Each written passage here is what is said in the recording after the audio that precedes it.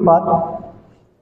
এই যৌবনকাল এটা আমরা করছি কি, এমন কিছু নেতা, এমন কিছু আমার লিডার, এমন কিছু বস, এদের পিছনে সময় কাটাচ্ছি, পরকালে গিয়ে আর আমার কোনো উপকার আসবে না। পরকালে গিয়ে বলবেন ইয়া রব, এরা আমাদের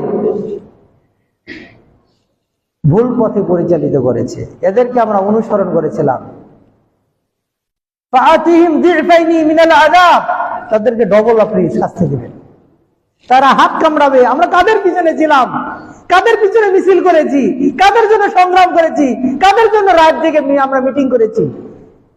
সে তো আমাকে কোনোদিন সালাতের কথা বলে নাই, সে তো আমাকে কোনোদিন ভালো কাজের কথা বলে নাই, বরং ক্ষমতা দখল করতে উমুকে মারতে হবে, উমুকে সম্পদ লুণ্ঠন করতে হবে, উমুকে জমি দখল করতে হবে, উমুকে রাস্তা বন্ধ করতে হবে, ওটাকে আজকে পৃথিবী থেকে বিদায় করে দিতে হবে, এই কাজ করেছি। সে তো কোনোদিন আমাকে মসজিদে নিয়ে আসে নাই। এমন লিডারের পিছনে আমি চলেছি।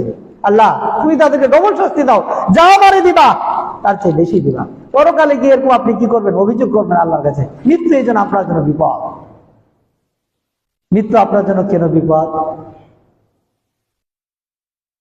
পরকালে কবরে যাওয়ার সময় আপনার সঙ্গে কেউ থাকবে না, শুধু আপনার আমল থাকবে। আপনি সালাত যতটুকু পড়েছেন, সিয়াম করেছেন, ভালো কাজ করেছেন, এইগুলো আপনার জন্য আসবে। কবরে যখন আপনি যাবেন, সর্বপ্রথম শাস্তি আপনার মাথার দিক থেকে আপনাকে আক্রমণ করবে। আপনার যদি সালাত ঠিক থাকে, সালাত মাথার দিকে দাঁড়িয়ে যাবে, এই মাফি মাদখাল, এই দিক থেকে ঢোকার জন্য, প্রবেশ করার জন্য কোন রাস্তা নেই, ব্যাক করো। এরপর শাস্তি ডান দিক থেকে যাওয়ার চেষ্টা করবে, ডান দিকে সিয়াম থাকবে, বাম দিকে আপনার সাদাকা থাকবে। এরপর পিছন দিক থেকে আক্রমণ করা, পায়ের দিক থেকে আক্রমণ করার জন্য চেষ্টা করবে। পা বলবে মাফি মাদখাল, ডানে বামে মাথার দিক থেকে আক্রমণ করতে পারো না, তুমি আমার দিক থেকে ঢোকার চেষ্টা করছো, আমার দিক থেকে ঢোকার কোনো রাস্তা নেই।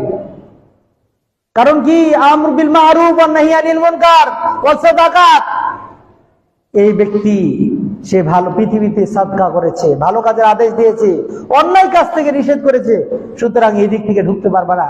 সবাই আপনার ওই আমলগুলো বডিগার্ড হয়ে দাঁড়িয়ে থাকবে। আব্দুর রহমান, তিনি আব্দুল মালিক বিন মারওয়ান এর জামানায় তার বডিগার্ড ছিলেন। আব্দুল মালিক বিন খিলাফত উমাবিয়ার সময় আব্দুল মালিক ইবনে মারওয়ান যখন মারা গেল, তখন সবাই বিশাল মানুষের বহর নিয়ে তাকে দাফন করা হলো। মানুষ সবাই একে একে ফেরত গেল।